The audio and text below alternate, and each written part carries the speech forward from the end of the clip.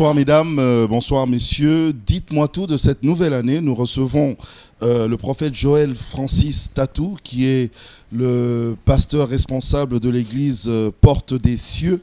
Aujourd'hui, il va nous parler encore de quelque chose de très, très important. Bienvenue, on va dire bonne année, prophète. Merci, bonne année. C'est un plaisir de venir encore sur le plateau de cette grande émission. Merci d'accepter notre invitation. Je vous en prie. Voilà. Aujourd'hui, j'aimerais que nous parlions justement de cette 4e révolution spirituelle. Oui. Alors là, on se perd déjà de par le titre même de ce thème. On ne sait pas trop c'est quoi. Qu'est-ce que vous voulez dire ? En fait, quand nous voulons parler de la 4e révolution spirituelle, nous voulons juste parler de ce qui va arriver dans cette nouvelle décennie. 2020 n'est pas qu'une nouvelle année. 2020 est la première année de 9 autres qui vont suivre, qui constituent la nouvelle décennie 2020-2030. Et le monde s'attend à des grands changements. Les nations s'attendent à des grands changements. Il n'y a pas plus tard que 3 semaines passées, l'Australie a fait pleurer le monde de par les grands incendies qui ont eu lieu à cause du réchauffement climatique, qui est un sujet dont tout le monde parle aujourd'hui. Notre planète n'est plus la même qu'elle était il y a de cela 1000 ans ou 2000 ans passés ou 6000 ans passés, ou pour quelques-uns des milliards d'années passées. Le monde est en train de changer et il est très important pour que les chrétiens et l'Église puissent avoir une bonne lecture des temps dans lesquels nous sommes. Généralement, nous disons que Jésus revient. Oui, il revient. Et ça, c'est un message que nous prêchons toujours. Vrai, oui. Mais par rapport aux signes des temps, plusieurs chrétiens ne connaissent pas les vrais signes des temps qui peuvent nous indiquer que Jésus revient, parce qu'il n'y a pas que le fait que l'on dise le péché va s'accroître, l'iniquité va s'accroître, l'amour d'un plus grand nombre va diminuer, mais il y a aussi des grands événements au Moyen-Orient, des grands événements, des guerres entre les grandes puissances, les grandes nations. Aujourd'hui, il y a ce qu'on appelle les guerres masquées. Ce sont les guerres financières. Nous avons Huawei, par exemple, la technologie de la 5G, Huawei boycottée au profit de Apple et des autres à cause de la technologie C'est la guerre masquée entre la Chine et les États-Unis. Donc il est important en tant que prophète que nous puissions venir dans de tels plateaux pour situer l'Église par rapport au temps dans lesquels notre monde est en train de passer, les signaux que l'on peut avoir et tout en sachant qu'est-ce que Dieu attend de l'Église en 2020 et dans cette nouvelle décennie. Alors, je suis d'accord avec vous quand vous parlez de l'évolution du monde, oui. Le monde qui est en train de changer et tout ça. Mais quel est le rapport justement entre le changement, l'évolution du monde et l'évolution spirituelle ou l'évolution de l'Église ? D'accord. Dans 1 Pierre chapitre 1, versets 10 à 11, même suivant, on dit les prophètes qui ont prophétisé sur ces temps de la grâce à l'époque, là c'est l'apôtre Pierre qui dit, avaient fait de leur prophétie l'objet de leur recherche et de leur investigation. C'était des prophètes, ils recevaient l'inspiration et prophétisaient, mais après avoir prophétisé, ils prenaient le temps de faire des recherches et des investigations. Et on dit, ils voulaient sonder pour connaître les temps et les circonstances durant lesquelles la prophétie de la grâce allait se réaliser, c'est-à-dire la naissance de Christ, et puis la venue du Messie et le salut de la nation d'Israël. En d'autres termes, le ministère du prophète, c'est un ministère de chercheurs, d'investigateurs, et c'est pour cela qu'il est important pour... Et d'avant-gardistes. D'avant-gardistes, si on peut le dire. Voilà, c'est important. Pour des fois mieux interpréter ce qui se passe spirituellement, il faut interpréter ce qui se passe physiquement. Et j'ai beaucoup aimé ce que le prophète Léopold Mbadou disait à l'époque. Il disait un prophète doit avoir à sa main gauche une montre, à sa main droite un journal. C'est important, à part le fait de capter la pensée de Dieu dans une vision, une révélation, une inspiration, de regarder aussi ce qui se passe autour de vous par rapport au temps et par rapport aux informations. Vous allez voir dans Actes chapitre 11, on dit que des prophètes venaient de Jérusalem pour Antioche, et l'un d'entre eux a prophétisé une grande famine qui allait avoir lieu sur toute la terre, en d'autres termes sur la terre habitée qu'on appelait à l'époque l'Empire romain. Et le même prophète, il s'appelait Agabus, plus tard, il est venu, il a vu la ceinture de Paul, il a pris la ceinture de Paul, il s'est ceint les reins, avec la ceinture qu'il avait en main, il a commencé à prophétiser ce qu'il est arrivé à Paul. On voit Agabus qui prophétise de deux manières. Un, il prophétise d'abord sous inspiration, il parle. Deuxièmement, c'est à l'aide de quelque chose qu'il avait en main, qu'il avait à portée de main, qu'il a eu l'inspiration pour prophétiser. Donc en tant que prophète, notre rôle n'est pas seulement de recevoir des révélations et de donner des révélations, mais aussi d'avoir des éléments en main. Ok. C'est pour cela qu'au début de chaque année, comme ça, c'est important de regarder les informations, de voir tout ce qui se passe pour apporter la pensée de Dieu. Et par rapport à ce que vous dites, quel rapport y a-t-il entre le spirituel et le physique? C'est que l'Église, ou je dirais même le monde spirituel, entre dans une nouvelle phase de spiritualité. Et ça, je crois que tous ceux qui nous suivent ont autour d'eux plusieurs éléments dont ils ne se rendent pas compte parce que finalement, on est habitué à certaines choses qui font partie de notre quotidien. Quand vous parlez, juste une parenthèse, quand vous parlez de monde spirituel, c'est le monde spirituel divin ou le monde spirituel, on va dire, démoniaque? D'accord. Il n'existe pas deux mondes spirituels. Il existe un seul monde spirituel. C'est pour cela que vous allez voir... bon, là, je crois que ça c'est moins très important. Je commence à expliquer. Oui. Voilà. Genèse 1, verset 1. Dites-nous tout. Voilà, dites-nous tout. Ça, c'est important. La Bible déclare... au commencement, Dieu créa les cieux et la terre. Bereshit bara Elohim het hashamaim ved ahet. Au commencement, Dieu a créé les cieux et la terre. Ce verset seulement a plus de 10 000 interprétations vraies sur le plan théologique. Il veut dire aussi qu'au commencement, Dieu a créé les choses spirituelles avant les choses physiques. Vous allez voir, on écrit dans Hébreux 11, verset 3, c'est par la foi que nous croyons que l'univers a été créé par la parole de Dieu de telle manière que les choses visibles ont été tirées des invisibles. Vous allez voir dans Colossiens 1, 15 jusqu'en bas, la Bible déclare que c'est par Christ que toutes choses ont été créées, les visibles et les invisibles. 2 Corinthiens 4, verset 18, l'apôtre Paul dit, nous ne considérons pas ce qui est visible, mais ce qui est invisible, parce que les choses visibles sont éphémères et les invisibles sont permanentes. En d'autres termes, tous ces versets que j'ai cités nommément, nous parlent de deux mondes, les visibles, le visible et l'invisible. Numéro 1, l'invisible vient avant le visible. Numéro 2, l'invisible a comme engendré le visible, a comme accouché. Le visible tire sa source de l'invisible. Donc tout commence spirituellement. Voilà pourquoi, quand nous parlons de la 4e révolution spirituelle, ce qui se passe spirituellement se passe aussi physiquement.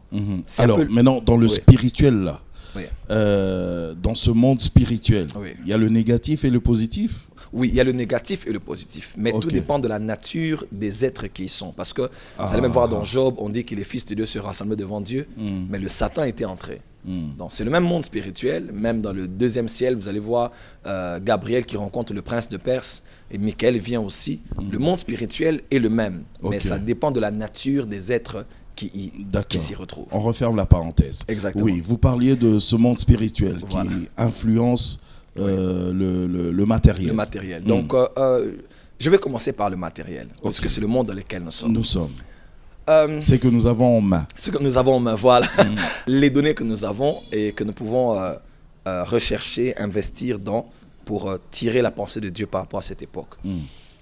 Les économistes, les analystes, les anthropologues, les sociologues sont d'accord sur un fait.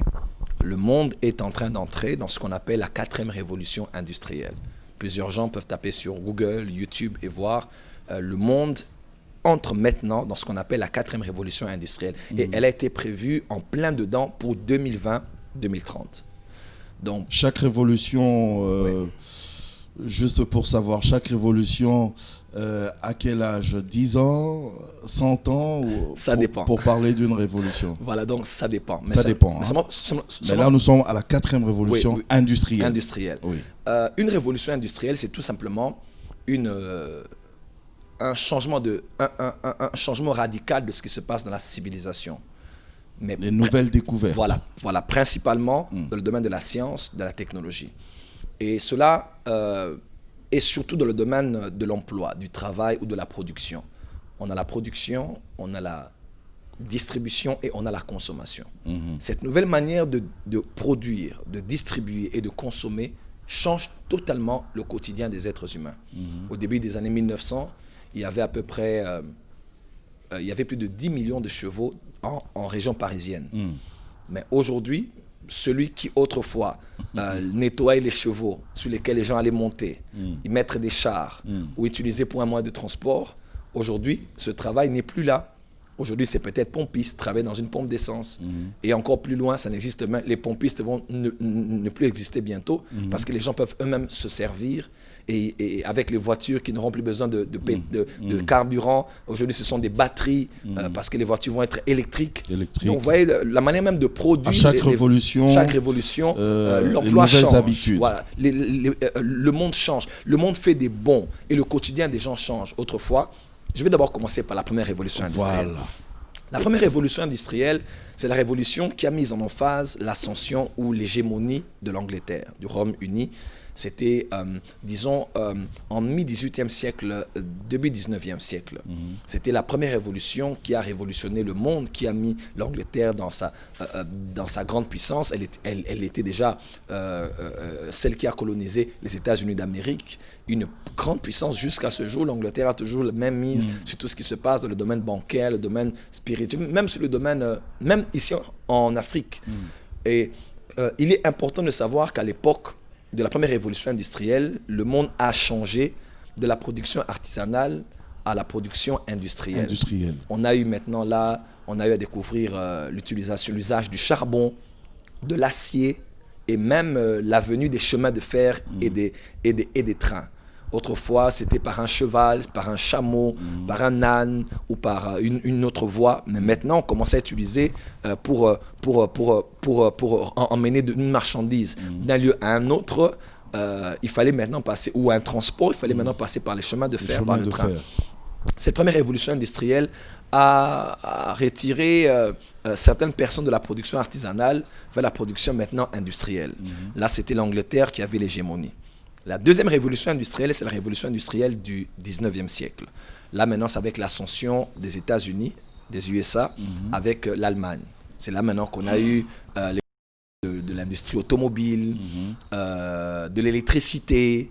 Toutes ces choses se sont passées à la deuxième révolution industrielle. Et c'est tout ce qu'on a vu et qui a ceux qui... Même sur le plan de la télécommunication. Hein. Oui, voilà. Donc tout avait déjà commencé là. La lumière, à incandescence. On habitait autrefois, on n'avait que des genres de bougies, des lampes artisanales. Et là, on passait des nuits entières à regarder. C'est quoi cette chose qui brille, qui ne brûle pas, mais qui est... un feu condensé quelque part, retenu, mais qui éclaire la maison. Et c'est ça, c'est la deuxième révolution industrielle.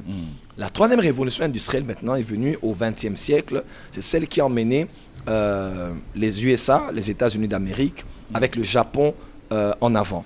Les USA ont toujours été là jusqu'à ce jour. Oui. Et le Japon, qui a toujours été une petite presqu'île, mais qui est resté pendant des années entre les 5 premières grandes puissances économiques du monde. C'est là maintenant qu'est venu l'Internet. L'Internet, les emails, tout ce qu'on a aujourd'hui avec l'Internet qui a emmené notre technologie à aller à une autre vitesse.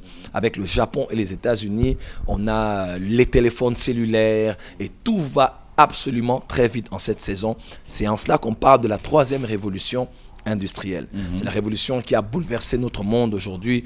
Autrefois, je me rappelle encore à l'époque, quand il fallait parler au téléphone, il fallait aller chez quelqu'un qui en avait. Qui avait un téléphone. Un téléphone. Et un téléphone avec le système nodal. Pour appeler l'étranger. Étrangers, il y avait les phonies, à l'époque même il y avait des fax.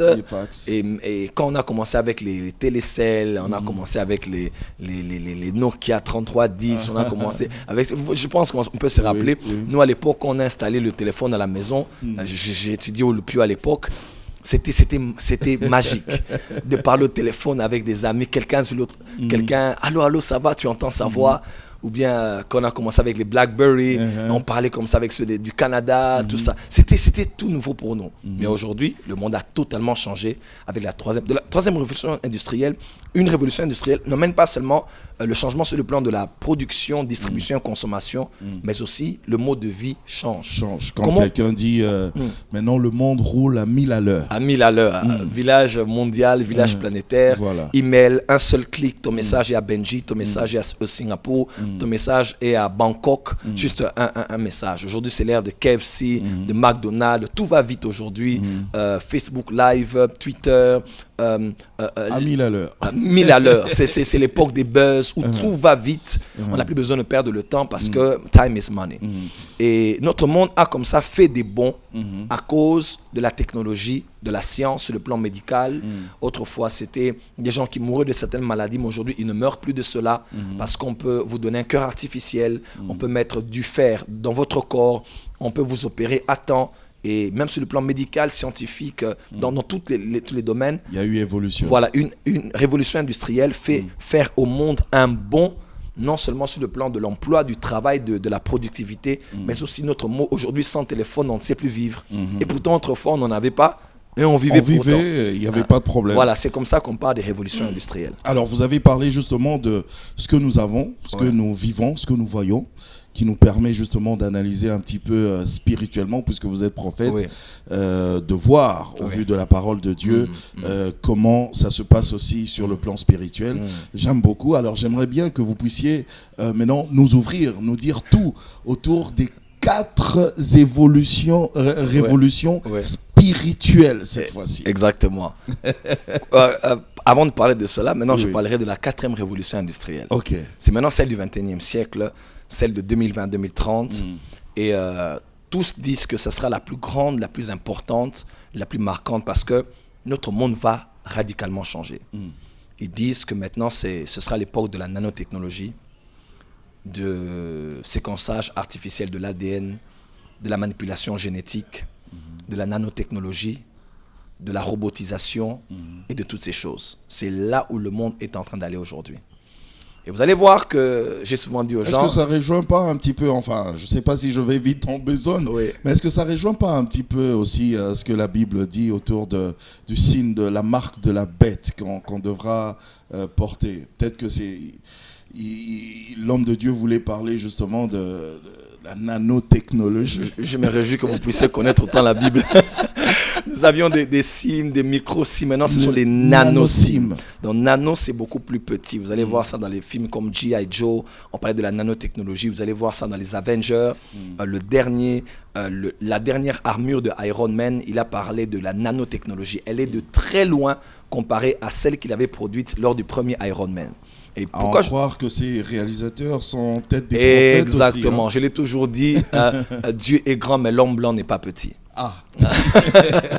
Et comme ça, dans les films, déjà 50 ans, 60 ans passés, ils prophétisaient sur des choses qu'ils étaient déjà en train de tester dans des labos. Et ces choses, nous sommes à la porte de ces choses. On n'aurait jamais cru qu'on pouvait avoir un robot aujourd'hui. Mais regardez les films, regardez même sur YouTube. C'est testé, c'est vérifié aujourd'hui en Angleterre, en Chine, en Russie, aux États-Unis. Les grandes puissances aujourd'hui ne préparent plus les guerres pour laisser des hommes et des femmes aller mourir au front. Non. Aujourd'hui, c'est l'ère des drones. Vous allez voir le dernier film de Angel Has Fallen avec le président des États-Unis noir qui a été attaqué dans son bateau, dans un lac, avec son numéro 1 des services des renseignements. C'est un film. Mais croyez-moi, les films là ne sont pas faits par hasard. Si vous voyez des milliards de dollars investis dans un film, c'est qu'il y a des choses qu'ils veulent transmettre. Et il n'y a pas que des leçons, il y a aussi des messages qui veulent, subliminaux même, qui veulent faire passer au monde. On voit ce sont des drones qui ont attaqué. Nous sommes à l'ère des drones. Et bientôt, on aura des robots qui seront des présentateurs de télévision. C'est possible qu'on le fasse. À la guerre, ce seront des robots qui vont y aller. Tant que je vais disparaître. Vous allez disparaître. C'est comme ça qu'on dit que la révolution industrielle change le domaine de l'emploi. Autrefois, lorsque c'était à l'époque de la deuxième révolution industrielle, c'était plus l'homme qui était développé. L'homme travaillait dans les usines, il produisait. Mais la troisième révolution industrielle, maintenant, ce sont des robots. Il y a des assemblages. J'ai même suivi 2 concerts. Le concert de Michael Jackson, plein à craquer. Mais Michael Jackson, il est déjà mort. Et c'était son hologramme qui était là. Le public était là pour voir le concert tout à fait de normal. Michael Jackson. J'ai suivi de Tupac Shakur. Il est déjà mort, mais c'était son hologramme qui était là. Tout un concert. Bienvenue dans la 4e révolution industrielle. Et ce sont des choses que nous allons voir et vivre ici. À l'époque, on ne pouvait même pas imaginer, lorsqu'on voyait les Star Wars, on voyait les hologrammes, on voyait ce petit robot diffuser l'image de Obi-Wan Kenobi ou de tout ça. On pensait que c'était juste des films, de la fiction. Mais la science, nous sommes à l'ère de la science-fiction. Aujourd'hui, je peux être en vidéoconférence avec des amis des Émirats Arabes Unis, avec un partenaire qui est en Tanzanie, un autre qui est en Égypte. par vidéoconférence. Avec mon WhatsApp, je peux communiquer avec 3 autres personnes sur vidéo. Et le monde a beaucoup évolué. Et j'aimerais juste dire à l'Église et à tous les chrétiens de me suivre très bien.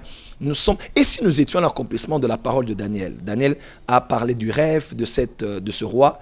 Il a parlé d'une statue avec plusieurs métaux. Oui. Il parlait comme ça de l'empire babylonien, médo-perse, grec et puis romain. Mais au niveau des pieds, il dit, au niveau des pieds, il y avait une partie en argile et une partie en fer, en métal, en argile et en métal. Est-ce que cette prophétie ne voulait pas dire un peu plus que ce que nous avons lu autrefois? L'homme a été créé à partir de l'argile. Oui. L'argile parle de l'homme. Oui. Dans Jérémie, on parle de nous sommes comme de l'argile entre les mains du potier. L'homme, c'est de l'argile. Et quand on le mélange avec le fer, est-ce que ça ne veut pas dire que nous sommes à l'époque de la robotisation, à l'époque des Robocop, à l'époque des hommes augmentés, à l'époque des hommes développés, des cyborgs, c'est là où nous arrivons. Parce qu'aujourd'hui, si vous regardez sur Internet, même Google, le grand moteur de recherche multimilliardaire dans le monde, Google, a mis des milliards de dollars dans les projets scientifiques, dans la santé, pour tuer la mort. C'est-à-dire l'homme peut vivre 300 ans, 400 ans, 500 ans. On doit juste introduire des nanoparticules dans son corps pour lui permettre de tuer ou de renouveler cette partie de l'homme qui s'occupe de l'ADN, qui s'occupe du vieillissement. Aujourd'hui, il y a ce qu'on appelle les bébés à la carte. Donc, par la manipulation de l'ADN, par la manipulation de l'ADN, on peut choisir les genres de cheveux qu'on veut, les yeux que l'on veut, le corps que l'on veut. C'est à l'époque la recherche de l'ADN sont allés trop loin. Aujourd'hui, on a Ludacris qui est allé au Gabon. J'ai rencontré sa femme parce qu'aujourd'hui, tous les blacks américains sont en train de retourner de les origines. On a le grand acteur de Kung Fu qui est rentré au Ghana. On a Samuel Jackson qui est rentré au Gabon. On a T.D. Jakes a vu ses origines au Nigeria. Dr. Kriflodola a vu ses origines au Congo. Donc, par les recherches des ADN aujourd'hui, l'homme est allé trop loin dans la médecine. Et nous sommes à cette époque-là où l'homme sera augmenté, soit par le métal, par la robotisation, soit par la nanotechnologie. On va introduire des choses en vous qui vont déstabiliser le cancer avant même qu'il ne se prononce. Bref, l'homme vivra plus longtemps, sera plus intelligent. Il y a même une industrie au Japon, c'est grave ce que je dis, qui travaille pour que d'ici 10 ans, on puisse permettre de mettre le cerveau de l'homme dans un disque dur. Oui. Donc, tout ce que vous pensez... Donc, il n'y aura plus d'Alzheimer. Oui. Aujourd'hui, par exemple, nous sommes à l'ère de l'explosion de e-commerce. Avec Amazon, aujourd'hui, on achète la nourriture. Vous achetez les produits frais. On achète tout. On achète tout aujourd'hui, surtout sous d'autres cieux. Alors, le shopping va changer, le mode de vie va changer. Même le taxi. Tout se fait aujourd'hui. On a quelqu'un qui est venu nous rejoindre tout à l'heure en moto. Et c'est un peu comme Uber. On est à Kinshasa. On est à Kinshasa. Oui. On ne pensait jamais à ça. Donc, enfants de Dieu, préparez-vous parce que le monde que nous connaissons va totalement changer. Les téléphones, iPhone que nous avons, Samsung que nous avons et tout le reste, combien ces choses ont évolué avec le temps. Alors, vous devez savoir que lorsque le monde évolue à sa 4e révolution industrielle, il y a en parallèle dans le monde spirituel une autre révolution. Ceux qui sont des grands cercles ésotériques disent que le monde... Donc chaque révolution industrielle correspond à une révolution spirituelle. Exactement, parce que dans le plan, parce que c'est le spirituel qui influence le matériel. Le physique, donc il y a même spirituellement des nouvelles technologies. Déjà. Autrefois, on n'avait jamais vu un homme être à la télé, dire à quelqu'un son nom, son adresse, son numéro de téléphone. C'est des choses qui ne se faisaient presque pas. Aujourd'hui, ouvrir la télévision, c'est des choses qui sont courantes. Parce que spirituellement, il y a de nouvelles technologies. Et une émission qui n'est pas forcément en direct. Pas forcément en direct. C'est en différé. En différé. Mais tu pries pour la personne et la personne... Et la personne est guérie. Donc même le ciel, le monde spirituel a libéré de nouvelles technologies. Et j'aimerais dire ceci, dans les grands cercles ésotériques, ceux qui sont du monde spirituel, je ne parle pas du christianisme, ils croient que le monde connaît des mutations, des changements. Le monde connaît des cycles. Il y a des grands et des petits. Les secondes, les minutes, les tierces de seconde, les heures, les années. Et le monde a, par exemple en Occident, il y a 4 saisons. Il y a l'hiver, l'été, l'automne et le printemps. Et à chaque fois qu'on est à l'aube d'une nouvelle saison, on revoit sa garde-robe, son agenda, son plan de voyage, sa voiture, on peut changer de manteau, ceci, cela. Tout ça parce que quand une saison veut venir, on se prépare à cela. Et tous ceux qui sont des grands cercles spirituels en Asie ou ailleurs, qui sont des illuminés, savent que le monde se prépare à un nouveau changement. Et les changements qu'il prédit, c'est sur base des constellations. Parce que depuis l'époque des Sumériens, des Babyloniens, les hommes savaient lire les constellations. Vous allez même voir dans Job, beaucoup de chrétiens, ils ont peur quand nous disons ça. Ils disent, attention, prophète, parle-nous de Jésus, parle-nous du ciel. Non. Dans la Bible, on parle de la Pléiade, de la grande ours, du zodiaque, voilà, et de l'Orion. C'est au niveau de Job. Parce que Job était un fils de l'Orient. Et c'était des choses qui étaient connues. Et ces gens-là disent qu'à cause d'un nouveau positionnement des astres, nous entrons maintenant bientôt dans l'ère du Verseau. L'ère du Verseau. C'est l'ère de la connaissance. L'ère de l'ascension, de l'illumination. Où c'est l'image d'une femme qui verse de l'eau, c'est l'époque de la science. N'est-ce pas, la Bible avait dit que le temps viendra où la connaissance va grandir. La connaissance va grandir. Est-ce que nous ne sommes pas à cette époque-là dont parlait Daniel? Je crois que nous sommes à cette époque-là où la connaissance du monde spirituel va grandir. Et le Seigneur m'a parlé prophétiquement. Ça n'a rien à voir avec ceux qui sont des Verseaux. Prenez-le comme vous le savez. Leur horoscope ou quoi? Je ne suis pas spécialiste dans ça. Je ne préfère pas y entrer. Vous n'êtes pas astrologue, on ne va pas vous demander pas du ça. tout. Je suis astronome, mais pas astrologue. Astronome? Oui, parce que beaucoup de chrétiens ont peur de l'astrologie, parce qu'ils ont peur d'étudier les astres, parce qu'ils vont tomber dans l'astrologie. L'astronomie, c'est étudier les astres. La Bible parle des astres, il n'y a aucun mal à cela. Mais l'astrologie, c'est maintenant vouloir prédire l'avenir. On peut même étudier les signes du zodiaque, il n'y a aucun mal. On peut étudier, moi j'étudie ces choses, parce que je ne peux pas être prophète sans connaître ces choses. Jésus a prophétisé. Ça n'a rien à voir avec la magie. Rien à voir. Matthieu 24, Matthieu 25, Jésus parle il parle même dans Joël, dont je porte le nom, il dit que le soleil se changera en ténèbres. C'est l'éclipse solaire. Il parle et la lumière en sang. On parle de blood moon, un phénomène qui se passe aujourd'hui où la lune est comme rouge. Il dit il y aura du sang, du feu, de la colonne de fumée. Eschatologiquement parlant, ça parle des éruptions volcaniques. Donc on ne peut pas être prophète sans lire les signes des temps, même parce que la Bible parle aussi de l'eschatologie astronomique. Donc il y a des signes dans le ciel que l'on verra et on saura que le Fils de l'homme est à sa porte. On referme cette parenthèse. On parlait de l'âge du Verseau. L'âge du Verseau. Donc le monde va atteindre la connaissance. Voilà, la connaissance de la spiritualité. Connaissance sur le plan spirituel seulement ou bien scientifique aussi? Sur le plan spirituel. Et aujourd'hui, le scientifique est attaché au spirituel. Suivez tous les films, même des vampires ou même des sorciers. Vous allez toujours voir un scientifique dans le film. Il y a toujours comme un lien entre les recherches scientifiques et l'incarnation d'un esprit dans le corps de quelqu'un.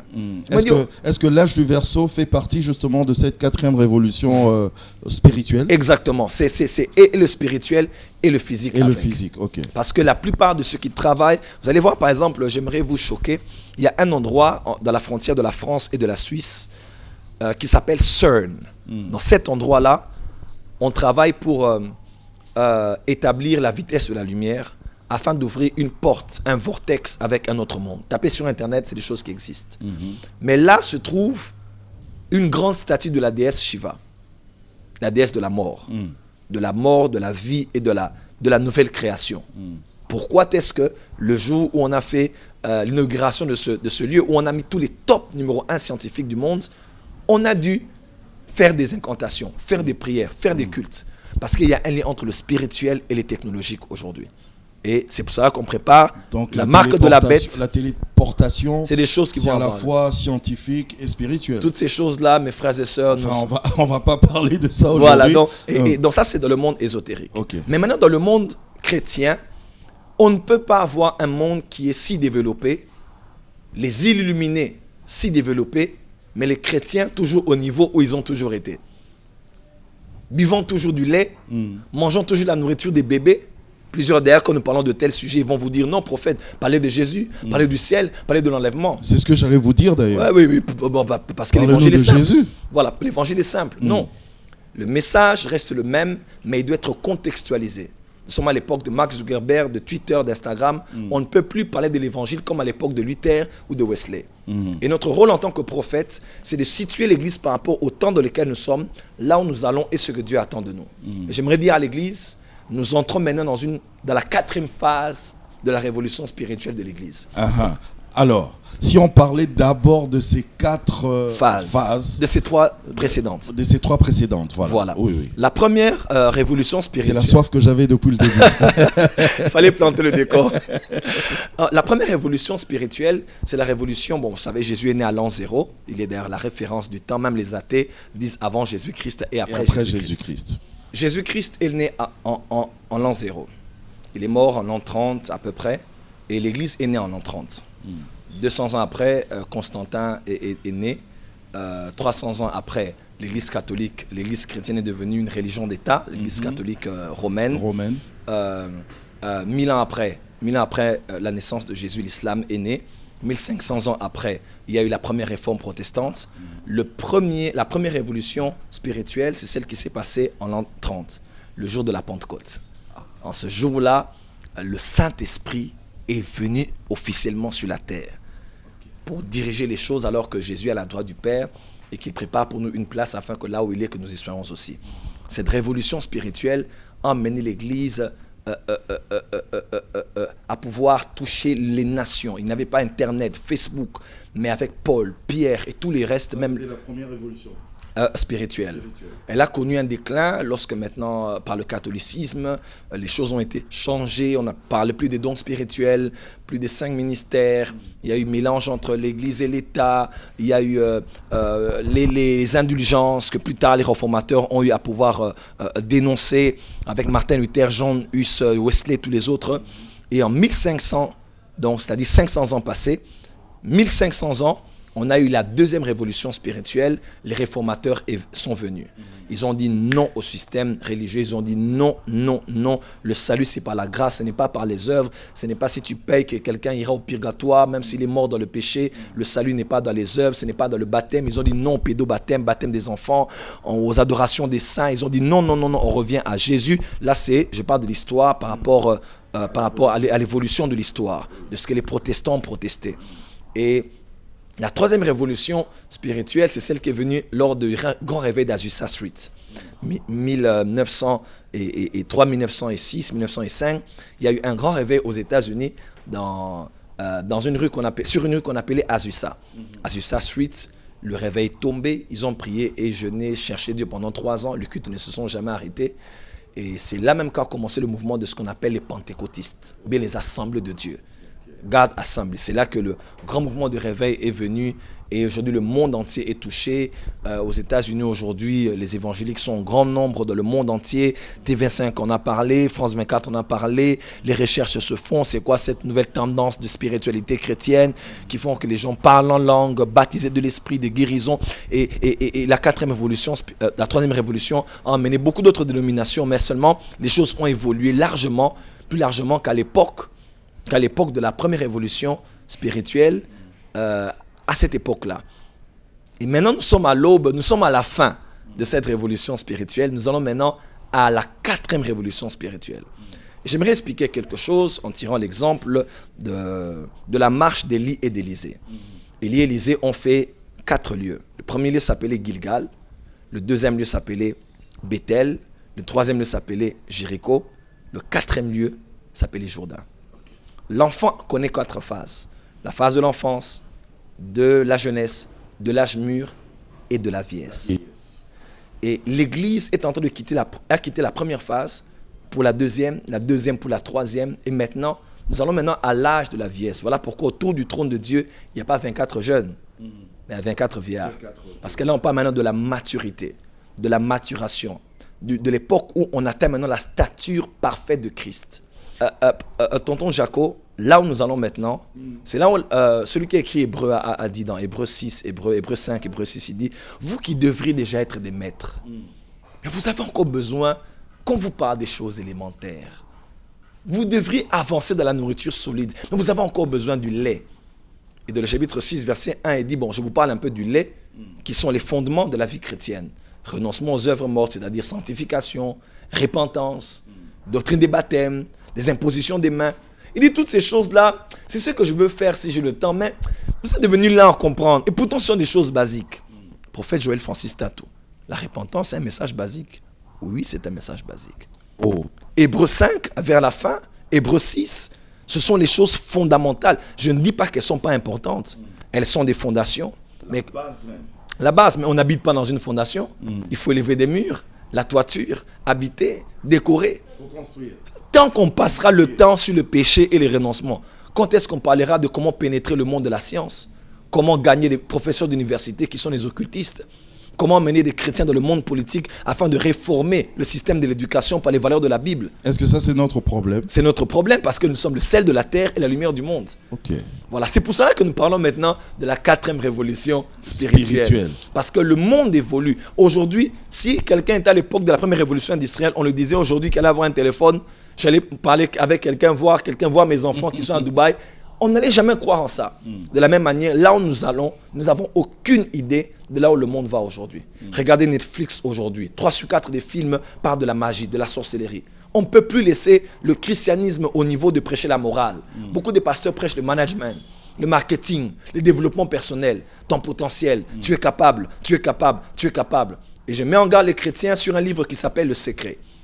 Ok. Beaucoup de chrétiens lisent ce livre et se disent que c'est bien, ça augmente ma foi. Non, il y a une différence entre la foi et la pensée positive. Dans la pensée positive, je crois positif. Mais dans la foi, je crois en la parole de Dieu. Ok. Dans le développement personnel, c'est ton potentiel. Tu es capable, ton talent, tes dons. On met le regard sur toi, alors que le curseur n'est pas sur l'homme. Le curseur est sur Christ.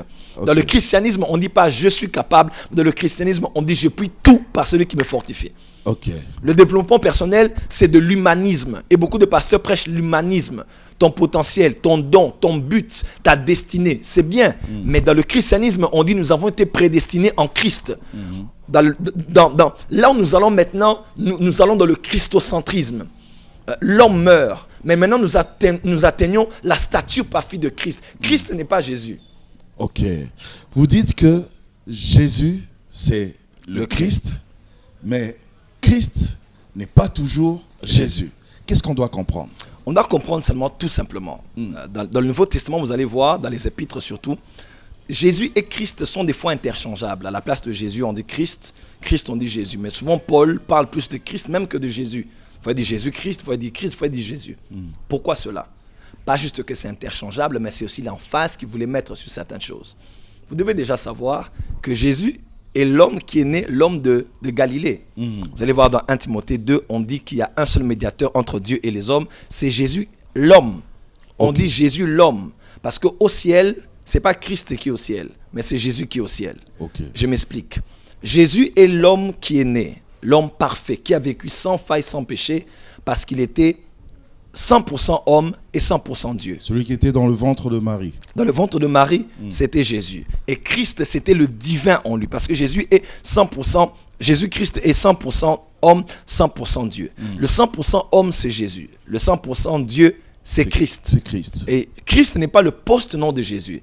Christ explique au fait la nature de Jésus, sa mission et ce qu'il était. Jésus était le Christ, celui qui était. Le nom de Jésus était utilisé par beaucoup de Juifs. Même dans Romains, vous allez voir, on salue quelqu'un qui s'appelait Jésus. Donc Jésus, c'était un prénom, c'est Yeshua, comme Josué autrefois. Mais Jésus, c'est pas seulement l'homme qui est né de Marie. Et il avait des frères, des sœurs. Jacques, même qui écrit l'apôtre, l'épître de Jacques, c'était son frère. Jude, c'était son frère biologique aussi. Mais Jésus, c'est l'homme. En fait, Jésus, c'est l'homme qui a prêté son corps à Christ. Oui, qui a prêté son corps à Christ. Voilà pourquoi, lorsque Jésus est mort, son corps a été glorifié, il s'est assis à la droite du Père. Jésus, l'homme. Là, c'est Jésus, l'homme. Mais Christ, c'était pas lui. Christ, c'est le divin. Le divin ne meurt pas. C'est Jésus qui était mort. Son corps. Voilà, Christ est resté son corps. Alors, si Jésus est le corps qui s'est prêté à Christ pour que Christ accomplisse sa mission, alors, où est le nouveau corps de Christ? Où est le nouveau? C'est ça la question. C'est l'église. Parce que l'église n'est pas le corps de Jésus. Je pense que les chrétiens me comprennent maintenant. L'église n'est pas le corps de Jésus, mais l'église est le corps de Christ. De la même manière que Christ avait emprunté le corps de Jésus pour accomplir sa mission, Jésus est à la droite du Père, mais Christ est revenu sur la terre. Il a un nouveau corps qu'on appelle le corps du Christ qui s'appelle les chrétiens. Juste une question. Juste une parenthèse. Oui. Les démons fuient au nom de Jésus ou au nom de Christ?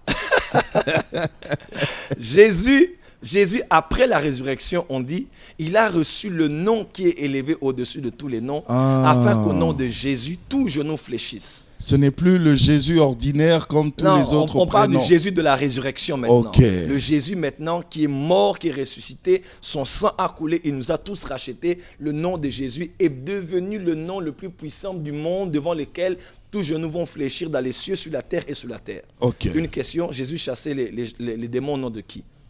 Voilà. Au nom de qui? Au nom de qui? Là, ça sera pour la prochaine émission. Donc, juste pour dire C'était une parenthèse, oui. Jésus est l'homme. Donc, nous parfait. sommes des chrétiens, vous avez dit. Nous sommes des chrétiens, comme Christ, Christian. Et non des jésuites. Enfin, juste comme ça. Juste comme ça. Alors, vous allez voir, si je mélange avec la spiritualité, on parle dans le monde de Christ cosmique. C'est-à-dire que même les bouddhistes et les autres disent que Jésus c'est lui qui a atteint l'ascension. Parce que Christ n'est pas qu'une personne, Christ est une dimension spirituelle. Et cela, ce n'est pas faux dans le christianisme. Vous allez voir l'apôtre Paul dire que Christ soit formé en vous. Quelque part, ils disent, revêtez-vous de Christ. Quelque part, il dit, Christ en nous l'espérance de la gloire. Quelque part, il dit, celui qui est en Christ est une nouvelle création. Quelque part, il dit que nous allons atteindre la stature parfaite de Christ. Donc, Christ n'est pas le poste-nom de Jésus. Christ est une société aussi, parce que c'est là où nous vivons. Nous sommes en Christ. C'est une position spirituelle. Christ, c'est aussi une stature, la stature parfaite de Christ. En fait, Jésus est le chemin qui nous mène à Christ. Ok. L'homme de Galilée, Jésus-Christ, Jésus de Nazareth, son mode de vie, comment il parlait, comment il vivait sans péché, il nous a laissé un exemple pour savoir comment vivre en tant qu'homme, mais dans les standards de la divinité, sans péché, sans tomber, résistant au péché, plein de compassion, d'autorité sur la nature, sur la mer. Il marchait sur les eaux. Il est monté sans ascenseur, ni hélicoptère, ni avion. Il a défié les lois de la pesanteur. Il a maudit un figuier. Il a changé l'eau. Les théologiens disent que lorsque les eaux virent Jésus, elles rougirent. J'aime beaucoup cette expression. Et l'eau est devenue du vin. C'est Jésus, l'homme, il est venu nous montrer comment on doit opérer comme Christ. Ok. On doit vivre 100% dans la perfection en tant qu'homme, mais dans les standards de la divinité ou les lois de la nature. Écoutez-moi, vous avez vu les X-Men, vous avez vu les X-Men, les Avengers, les gens qui maîtrisent les lois de la nature, la matière, l'autre qui maîtrise le froid, les quatre fantastiques. Bientôt, ils vont encore sortir. C'est là où l'Église est en train d'aller. Les avatars. Voilà, vous allez maintenant voir l'Église opérer. C'est pour ça que le christianisme ne doit pas être une religion de moralité. On vient chanter Alléluia, Amen. Nous, on pourra atteindre le niveau où on peut gérer le vent, le feu. Oui. Les quatre éléments. Les quatre éléments. C'est là où nous allons. Voilà pourquoi on peut parler et l'argent apparaît. On peut parler et une femme qui n'a pas de trompe garde son enfant sans trompe ni matrice et elle met au monde au 9e mois. Vous, prophète Joël. On peut parler, des dents apparaissent dans la bouche des gens sans qu'on soit passé par un dentiste. C'est pour cela que on peut arriver. Il y a un homme qu'on appelait Saint Patrick, il avait la capacité de ressusciter des morts qui étaient morts après 6 mois, après 3 ans. Après 7 ans. Parce que quand on dit résurrection des morts, on n'a pas dit des morts qui sont morts, ça fait 3 ans. Il peut aussi être mort, ça fait 10 ans. Ça fait 20 ans. Le jour où Jésus est ressuscité, on a vu des morts qui étaient morts depuis l'époque, ressuscités et marcher à Jérusalem. Là où nous allons, c'est une décennie de haute spiritualité. Nos enfants sont envoûtés par des dessins animés. Nos plus âgés à l'université, par des professeurs qui leur parlent du monde quantique. Du monde quantique qu'on a aujourd'hui dans Avenger. Vous voyez? Et toutes ces choses-là sont à la portée de tout le monde. Dans nos entreprises, on est en train d'initier nos enfants à la voyance sur Internet, à beaucoup de choses. On ne peut pas faire l'évangile. We can't play. Et l'Église, vous voulez prévenir aussi les enfants prévenir de Dieu. Et montrer au fait que cette ascension de la spiritualité peut mener en enfer. Mais quand on est en Christ Jésus, on a la capacité d'être parfaitement des hommes, mais d'être aussi parfaitement comme Dieu. Voilà pourquoi la création attend avec un ardent désir la manifestation ou la révélation des fils de Dieu. Fils de Dieu, voilà. Oh là là. Malheureusement, on est buté par le temps, mais on va organiser une deuxième émission parce que je sais que après avoir suivi celle-ci, j'en suis sûr. on a J'ai envie- provoqué beaucoup de gens. Oui. Oui. Et d'ailleurs, vers la fin ici, c'est vraiment une fenêtre qu'on avait ouverte, Oui. mais nous allons continuer, Pour entrer aller au encore Jourdain. au Jourdain. Nous ne sommes même On pas parle- encore allés au Jourdain. On n'est même pas encore allé au Oui. Jourdain. Vous n'avez même pas encore expliqué Pas le encore. Jourdain, même pas Bethel non plus. Hein. Ni Gilgal Ni ou Jéricho. Gilgal, ni Jéricho. Voilà, ce sera pour la prochaine émission. Merci de tout cœur. Mais merci de tout cœur, Je vous en prophète. prie. En tout cas, on va se retrouver la prochaine fois pour un autre numéro de Dites-moi tout, toujours avec le prophète Joël Francis Tatou. Je précise qu'il est le pasteur responsable de l'église Porte des Cieux à Limete, ici à 10e Kinshasa, rue numéro 5, 10e côté rue, industriel. côté industriel numéro 5. Exactement. Et vous allez nous parler aussi d'Anouka. Oui, 40 jours de jeûne et prière. Tous les soirs, nous sommes là de 17h30 à 20h. Venez très nombreux. Et nous sommes là pour chercher la face de Dieu afin d'atteindre la statue parfaite. En tout cas, et vous avez remarqué aussi que nous avons un nouveau cadre. Oui, ici, nous sommes bien sûr au restaurant Amène-moi à la montagne. C'est un restaurant pour les chrétiens, pour les enfants de Dieu. Venez, vous serez vraiment très très à l'aise. Vous avez vu comment le cadre est très beau. Venez faire un tour, hein. Vous allez voir. C'est un cadre très bien. Nous disons un grand merci à notre frère Hervé Kalambay, le responsable même de ce lieu qui nous a permis justement d'avoir ce cadre. Et désormais, nous serons ici. Allez, portez-vous bien. Que Dieu vous bénisse. Au revoir.